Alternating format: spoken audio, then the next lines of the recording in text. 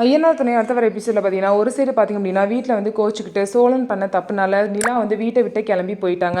இதனால் வீட்டில் உள்ள எல்லாரும் ஒரு சைடு சோகமாக இருக்காங்க. இந்த மாதிரி சோழன் பண்ணியிருக்கக்கூடாது, நிலா வந்து இந்த அளவுக்கு ஆகி நம்ம வீட்டை விட்டு போகிற அளவுக்கு போயிருக்கக்கூடாது, 2 பேரும் சேர்ந்து வாழ்வாங்க, டிவோர்ஸ் வாங்க மாட்டாங்க அப்படின்னு நினச்சா இப்படி ஆயிடுச்சுன்னு சொல்லிட்டு குடும்பமே ஃபீல் பண்ணிட்டு இருக்காங்க. இன்னொரு சைடு சோழன் கோச்சிக்கிட்டு வெளியே கிளம்பி போயிட்டாரு. இதுக்கப்புறம் வானதி வீட்டில் பார்த்திங்க அப்படின்னா வானதிக்கு அவங்க மாமா பையனை பேசி முடிச்சுட்டாங்க.